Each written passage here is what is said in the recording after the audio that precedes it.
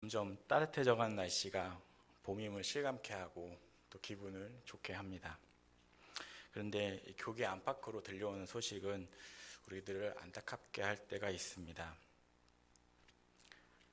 우리 교단의 대표인 교회에서 또 세습으로 문제가 되어서 사회적 지탄을 받고 있고 여러 교회들이 그런 문제들이 있는 것을 우리가 보게 됩니다. 오늘 본문에 등장하는 안디옥 교회는 큰 도시에 세워진 교회였습니다. 당시 안디옥은 당시 로마 제국에서 로마, 알렉산드리아, 그 다음으로 큰 도시가 안디옥이었습니다. 그런 대도시에 참된 복음의 씨앗이 뿌려졌을 때 급성장으로 이어졌고 이방 지역의 선교 사역을 위해 크게 쓰임받는 교회로 성장하게 되었습니다. 그렇게 외적으로는 그런 안디옥 교회가 내면적으로는 어떤 교회였을까요? 우리는 오늘 본문 말씀을 통하여서 참된 그리스도인의 삶이 어떤 삶인지 알아보고 우리들의 모습을 되돌아보고자 합니다. 먼저 참된 그리스도인의 정의를 내려보고자 합니다.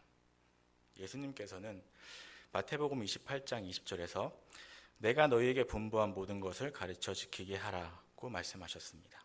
그리고 요한복음 13장 35절에서는 너희가 서로 사랑하면 이로써 모든 사람이 내 제자인 줄 알리라 라고 말씀하셨습니다. 많은 사람들이 교회에 출석하고는 있지만 참된 그리스도인으로서 살아가기는 힘들고 어려운 상황입니다. 하나님께서는 참된 그리스도인의 삶을 살아가는 한 사람을 찾고 계십니다.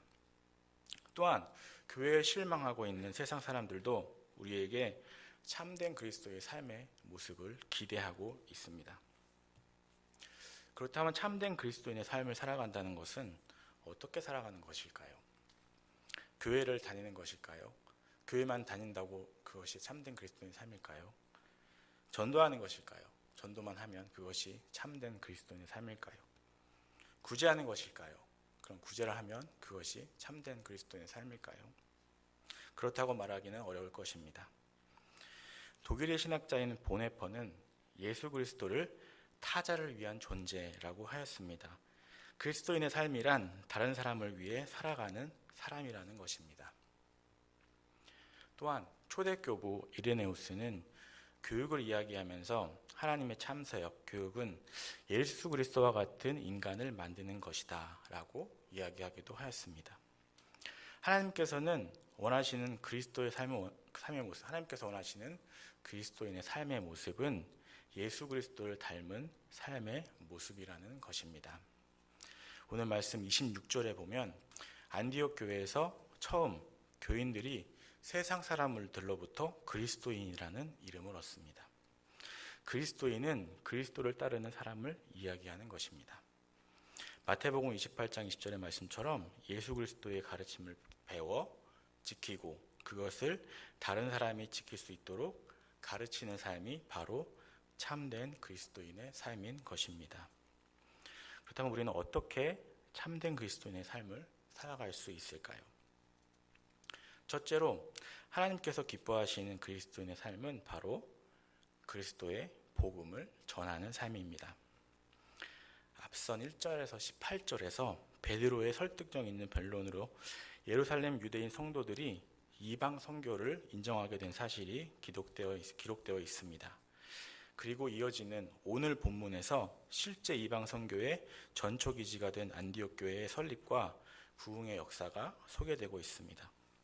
복음은 예루살렘의 범위를 벗어나 사마리아와 이방인인 고넬료의 가정에까지 전해지며 확장되었습니다. 오늘의 본문은 복음이 세계 만방에 선포되는 큰 전환점에서 이방 선교의 전초기지 역할을 하게 될 안디옥 교회의 역사적인 등장을 기록하고 있습니다. 스데반의 순교 이후에 예루살렘에 있는 교회가 큰 핍박을 당한 결과로 인해서 사도 외에는 다 유대와 사마리아 모든 땅으로 모두 다 흩어졌습니다. 오늘 말씀의 19절에서 20절에서도 이 흩어진 자들이 말씀을 전했습니다. 하지만 아직까지 그들의 복음은 유대인들만의 복음이었습니다. 스데반의 순교 이후에 유대인들은 아직 이방인들에 대한 장벽을 허물지 못하고 있었습니다. 유대인들에게 복음은 오직 선택된 유대인들에게만 허락된 것이었습니다. 그런데 20절을 보면 드디어 헬라인들에게 본격적으로 복음이 전해지기 시작합니다. 20절에 나오는 구브로와 구레네 몇 사람은 구브로와 구레네에서 태어나 살고 있었던 유대인들을 말하는 것입니다. 구브로와 구레네 유대인들은 헬라인들과 함께 살아가고 있었습니다. 그들은 다른 유대인들과 달리 복음이 유대인들에게만 허락된 것이라고 생각하지 않았습니다. 그래서 자신의 친구들에게 복음을 전했습니다. 그러자 놀라운 일이 일어났습니다. 그 복음을 들은 수많은 사람들이 믿고 주께 돌아오게 된 것입니다. 우리도 이와 같이 복음을 전해야 합니다.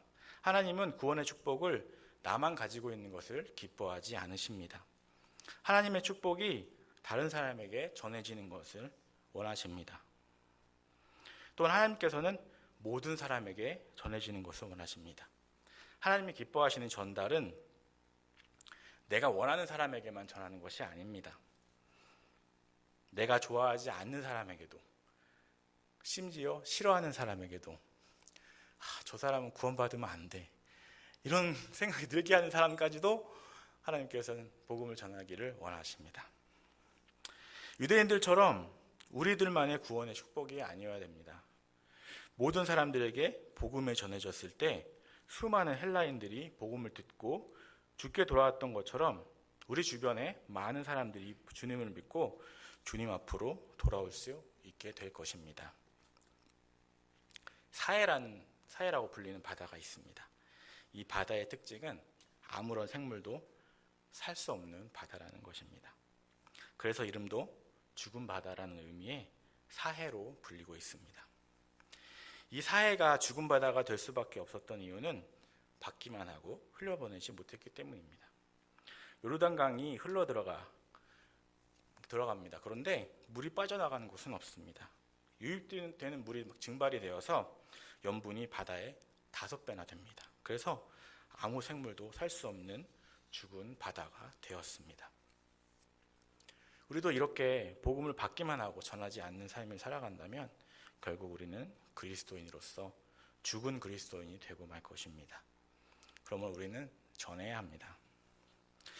둘째로 하나님께서 기뻐하시는 그리스도인의 삶은 바로 삶으로 예수 그리스도를 보여주는 삶입니다. 나의 삶으로 예수 그리스도를 나타내고 증거하는 삶입니다. 예루살렘 교회는 안디옥에 예수 그리스도의 복음이 전해져 이방인이 주께 들어오는 사람이 많다는 소문을 듣고 바나바를 안디옥에 보내게 됩니다. 베드로를 통한 경험으로 이방인에 대한 편협한 편견을 버렸기에 이 바나바를 안디옥까지 보낼 수 있었습니다. 24절 말씀에 바나바를 착한 사람이요 성령과 믿음이 충만한 사람이라고 이야기하고 있습니다. 이 안디옥의 헬라인들에게 복음이 전하여졌을 때 수많은 사람들이 주께 돌아오게 되었습니다. 그런데 그곳에 착하고 성령과 믿음이 충만한 사람이 함께 했을 때 큰 무리가 주께 더하여지는 놀라운 역사가 이루어지게 됩니다. 우리는 바나바를 통하여서 그리스도인의 본질을 찾아볼 수 있습니다. 그리스도인은 바로 예수 그리스도를 따라서 살아가는 사람을 뜻합니다. 예수 그리스도의 성품이 드러나는 사람이 바로 그리스도인인 것입니다. 바나바는 일찍부터 그리스도인이었습니다. 바나바는 자기 밭을 팔아서 그 돈을 사도들에게 가져왔으며 회심한 바울을 예루살렘에 있던 사도들에게 데려왔던 사람도 바로 바나바였습니다. 처음에 사울이 회심하였을 때 아무도 그들을 받아들이지 않고 배격했습니다. 의심이 되겠죠. 그런데 그것을 설득한 사람이 바로 바나바였습니다. 이것을 통하여서 바나바가 평소의 성품과 그 인품과 그런 평판을 알아볼 수 있을 것입니다. 이 착한 바나바를 통해서 사람들은 예수 그리스도의 모습을 보았습니다. 바나바를 통해 예수님을 모습을 본 안디옥 사람들은 주님을 믿게 된 것입니다. 이러한 이야기가 있습니다. 오래전 어느 오지에 선교사 한 사람이 파송되었습니다. 그 선교사는 선교회의 사명인 성경을 번역하는 사역을 맡았습니다. 그러나 안타깝게도 그분에게는 언어에 대한 재능이 없었습니다. 2년간 그 지역에 있었지만 그 지역의 언어를 습득하지 못했습니다. 또한 선교회의 미션인 성경 번역이 진전되지 못했습니다. 2년이 지나 선교부에서는 그를 본국으로 소환하였고 그의 후임으로 언어에 능통한 선교사가 파송되었습니다. 후임으로 온 선교사는 언어의 재능이 탁월했으며 열정도 넘치는 유능한 선교사였기에 열심히 일했습니다. 그러던 어느 주일 그 선교사님이 원주민들에게 설교를 했습니다. 그날의 설교 내용은 예수님의 성품에 관한 내용이었는데 예수님의 성품을 원주민들에게 설명했습니다. 예수님은 가난한 자와 약한 자를 위로가 되어주시고 병든 자를 고쳐주시고 사랑으로 돌봐주시고 그렇게 선교사님이 예수님의 성품에 대해서 열심히 설교를 하고 있는데 원주민들이 웅성거리기 시작했습니다. 선교사님은 더 이상 설교를 진행할 수가 없었습니다. 그때 한 원주민이 일어나서 말했습니다. 선교사님이 말씀하시는 예수님을 우리가 만났었습니다. 예수님을 만났었다고요? 선교사의 물음에 그들이 대답했습니다. 2년 전에 오셨던 선교사님, 바로 그분이 예수님이시군요. 우린 그분 이름도 몰랐는데 그분 이 성함이 예수님이셨군요. 라고 원주민들이 이야기했다고 합니다.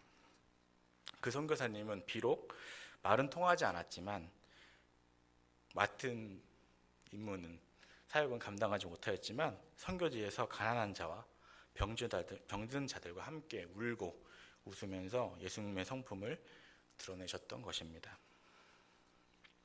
예수님을 모르는 사람들은 우리의 모습을 통해서 예수님을 보게 됩니다. 우리가 만약 바나바처럼 그 선교사님처럼 성령과 믿음이 충만하고 그들을 돌아보는 삶을 살아간다면 안디옥 교회에서 있었던 것처럼 큰 무리가 주께 더하여질 것입니다. 마지막으로 하나님께서 기뻐하시는 그리스도인의 삶은 바로 예수 그리스도의 사랑을 실천하는 삶입니다. 바나바와 바울은 마태복음 28장 19절에서 20절의 말씀처럼 안디옥 교회에서 1년 동안 예수님께서 분부하신 모든 것을 가르쳐 지키게 했습니다. 그랬을 때 그들은 비로소 그리스도인이라는 일컬음을 받게 되었습니다. 그리스도인이라고 번역된 헬라어 크리스티아누스는 그리스도에게 속한 자들, 그리스도의 종들이라는 의미를 가지고 있습니다. 이렇게 그리스도의 종들이라는 일컬음을 받은 사람들이 바로 안디옥의 제자들이었습니다. 바나바를 통해 예수 그리스도의 모습을 보았던 안디옥 교인들은 자신들도 예수님의 모습을 따라 예수님의 제자의 삶을 살아가게 됩니다. 예수님의 제자의 삶을 살아가는 안디옥 교회에 선지자들이 오게 됩니다. 그 선지자 중에 아가보라고 하는 한 사람이 천하에 큰 흉년에 들게 될 것이라고 예언을 합니다. 그리고 그 일이 일어나게 됩니다. 분명 안디옥 교회의 교인들도 어려웠을 것입니다. 하지만 안디옥 교인들은 각자의 힘대로 유대에 사는 형제들에게 도움을 주기로 하고 바나바와 사울의 손으로 예루살렘 교회에 보내게 됩니다. 이들을 성경에서는 제자들이라고 표현하고 있습니다. 예수 그리스도를 따라 살아가는 참된 제자의 모습은 다른 사람들의 어려움을 보고 지나치지 않고 돕는 삶을 살아가는 것입니다. 요한복음 33장 34절에서 35절에서 예수님은 이렇게 말씀하고 계십니다. 새 계명을 너희에게 주노니 서로 사랑하라. 내가 너희를 사랑한 것 같이 너희도 서로 사랑하라. 너희가 서로 사랑하면 이로써 모든 사람이 너희가 내 제자인 줄 알리라. 예수 그리스도의 삶의 모습을 따라 살았던 안디옥 교인들은 그리스도의 참된 제자들의 모습을 사랑으로 실천하였습니다. 참된 그리스도인의 모습으로 살아간다는 것은 안디옥 교인들처럼 그리스도의 사랑을 실천하는 것입니다. 우리가 그리스도의 사랑을 실천할 수 있는 방법은 여러 가지가 있습니다. 그중 한 가지는 불우아동을 돕는 것일 것입니다. 안타깝게도 지금 이 순간에도 지구촌 어딘가에서는 사람들이 먹을 것이 없어 굶주림으로 죽어가고 있습니다. 내가 조금만 아껴서 그들을 돕는다면 그들은 그 작은 돈으로 생명을 유지할 수 있습니다. 우리들이 다이어트 때문에 고민할 때, 제가라고 하겠습니다. 제가 다이어트 때문에 고민할 때 그들은 먹을 것이 없어서 걱정을 합니다. 그들을 돕는 것으로 그리스도의 사랑을 실천할 수 있을 것입니다. 꼭 해외 아동이 아니더라도 우리 주변에 도움을 필요하는 이웃들이 많이 있고 아파하는 이웃들이 많이 있을 것입니다. 그들을 함께 아파하고 그들을 돌아볼 때 우리가 그리스도의 사랑을 전할 수 있을 것입니다. 많은 사람들이 교회를 떠나고 좋지 않은 시선으로 바라보는 이 시대에 여러분들은 어떤 삶을 살아가시겠습니까? 참된 그리스도인의 삶을 살아가십시오. 그리고 그리스도를 전하고 예수님의 모습으로 살아가며 그리스도의 사랑을 실천하는 저와 여러분이 되시기를 간절히 소망합니다. 아멘. 기도하겠습니다. 하나님 감사합니다.